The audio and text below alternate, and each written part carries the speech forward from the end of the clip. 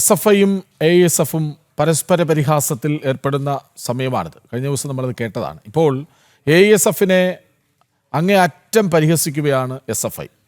മൂക്കിൽ പഞ്ഞിവെച്ച ശവപ്പെട്ടിയിൽ കിടക്കുന്ന സംഘടനയാണ് ASF എന്നാണ് SFI പറയുന്നത്.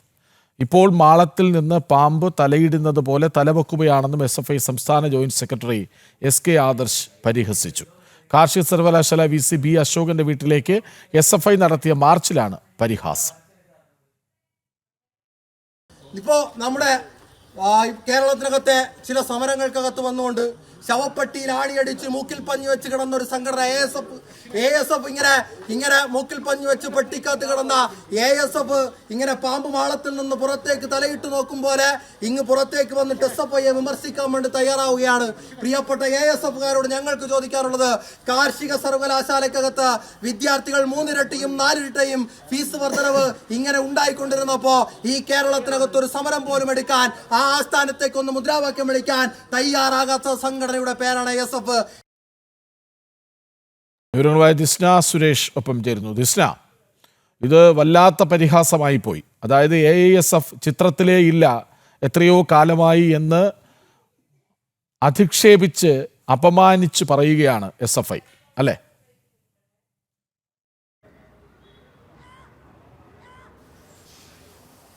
തീർച്ചയായും കൃഷ്ണരാജ് സൂചിപ്പിച്ചതുപോലെ തന്നെയാണ് ഇന്നലെ VC B അശോകിന്റെ വീട്ടിലേക്ക് നടത്തിയ SFI മാർച്ചിലാണ് ഇത്തരത്തിൽ സംസ്ഥാന ജോയിന്റ് സെക്രട്ടറി SK ആദർശിന്റെ പരിഹാസമുണ്ടായത്. ഇതിൽ പ്രധാനമായും എടുത്തു പറയേണ്ടത് ഇപ്പോഴത്തെ സമകാലിക രാഷ്ട്രീയ പശ്ചാത്തലം നോക്കുകയാണെങ്കിൽ CPIയും CPMും തമ്മിലുള്ള ആ ഒരു ഭിന്നത അവരുടെ വിദ്യാർത്ഥി സംഘടനയിലേക്കും കൂടി ഉടലെടുത്തു എന്ന് തന്നെയാണ് നമുക്ക് മനസ്സിലാക്കാൻ സാധിക്കുന്നത്. മുന്നണിയിലെ രണ്ടാമത്തെ കക്ഷിയായ CPIയോട് CPMന് അവഗണനയാണ് എന്ന പരാതി നേരത്തെ തന്നെ ഉണ്ടായിരുന്നു. എന്തായാലും ഈ PM ശ്രീയുമായി ബന്ധപ്പെട്ട അതിൽ വിഷയങ്ങൾ നടക്കുമ്പോഴാണ് ഈ SFI ASFിനോടും ഇതേ പുച്ഛ മനോഭാവം കാണിക്കുന്നത് എന്ന് തന്നെയാണ് ഏറ്റവും എടുത്തു പറയേണ്ടത്. നമുക്ക് ഈ വിഷയവുമായി ബന്ധപ്പെട്ട് പറയുവാനുള്ളത്, ഇതിൽ പ്രധാനമായും പരാമർശം എന്നത് ഇത്തരത്തിലായിരുന്നു.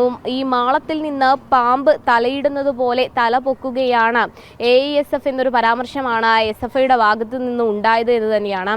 ഇപ്പോഴാണോ ഈ വിഷയത്തിൽ ഇത്തരത്തിൽ നിലപാടുകൾ എടുക്കുന്നത് തുടങ്ങിയ പരാമർശമൊക്കെ തന്നെയും SFIയുടെ ഭാഗത്തു നിന്നുണ്ടായിരുന്നു കൃഷ്ണരാജ്. എന്തായാലും വിദ്യാർത്ഥി സംഘടനകളിലേക്കും ഈ CPIയും CPMും തമ്മിലുള്ള ഭിന്നതകൾ രൂക്ഷമാകുന്ന ഒരു സാഹചര്യമാണ് നിലവിൽ നമുക്ക് കാണാൻ സാധിക്കുന്നത്. അതായത് PM ശ്രീയിൽ ഉൾപ്പെടെ അഭിപ്രായ ഭിന്നതകൾ ഉണ്ട് എന്ന് പറഞ്ഞ് രാഷ്ട്രീയ ഒത്തുകളിക്ക് ശ്രമിക്കുമ്പോൾ ഈ SFIയും ASFും തമ്മിൽ ഒരു ഭാഗത്ത് തമ്മിലടിക്കുന്ന കാഴ്ച തന്നെയാണ് കാണാൻ കഴിയുന്നത്. ഈ പരാമർശത്തിലൂടെ അത് തന്നെയാണ് ഏറ്റവും ഒടുവിൽ വ്യക്തമാവുന്നത് എന്ന് തന്നെയാണ്. എന്തായാലും ASFിന്റെ നേതാക്കന്മാരുടെ ഇടയിൽ നിന്ന് ഈ SFIക്കുള്ളൊരു മറുപടി ഇതുവരെ വന്നിട്ടില്ല. തുടർ മണിക്കൂറുകളിൽ ഇതിന്റെ ഒരു മറുപടി ഉണ്ടാവും എന്ന് തന്നെയാണ് പ്രതീക്ഷിക്കുന്നത്. അത്തരത്തിലാണെങ്കിൽ എങ്ങനെയാണ് ഈ SFIയുടെ പരാമർശത്തോട് ASF പ്രതികരിക്കുക എന്നതും ഏറ്റവും ഒടുവിൽ നോക്കിക്കാണേണ്ടതാണ്.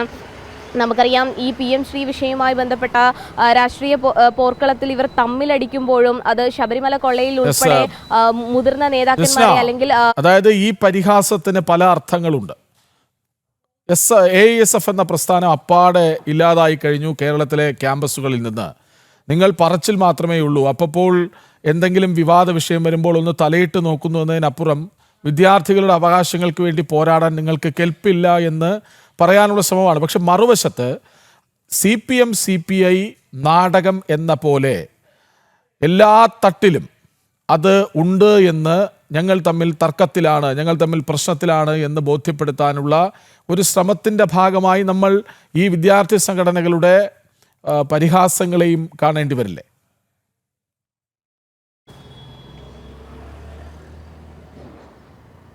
തീർച്ചയായും കൃഷ്ണ സൂചിപ്പിച്ചതുപോലെ തന്നെയാണ്. ഞാൻ നേരത്തെ ആ വിഷയത്തിലേക്ക് തന്നെയാണ് എത്തിയത്. അതായത് ഈ CPIയും CPMും തമ്മിലുള്ള തർക്കം നമുക്ക് മനസ്സിലാക്കുന്നിടത്തോളം ഒരു രാഷ്ട്രീയപരമായ ഒത്തുകളി തന്നെയാണ്. അത് തങ്ങളായ, അതായത് വിദ്യാർത്ഥി സംഘടനകളായ ഈ SFIയിലേക്കും ASFിലേക്കും കടന്നു ചെന്നിട്ടുണ്ട് എന്ന് മനസ്സിലാക്കുവാൻ അല്ലെങ്കിൽ മറ്റുള്ളവരെ ധരിപ്പിക്കുവാനുള്ള ഒരു ശ്രമം തന്നെയാണ് ഇന്നലെ നടന്നത് എന്നത് ഏറ്റവും ഒടുവിൽ വ്യക്തം തന്നെയാണ്. നമുക്കറിയാം, പല വിഷയങ്ങളിലും ഇത്തരത്തിൽ പരസ്യ പ്രതികരണം നടത്തുന്നതിലൂടെ തങ്ങൾ തമ്മിൽ എതിർചേരികളിൽ ഒത്തുകളിലാണ് എന്ന് വരുത്തി തീർക്കുവാനുള്ള ഒരു ശ്രമം തന്നെയാണ് നടത്തുന്നത് എന്ന് മനസ്സിലാക്കാൻ സാധിക്കും.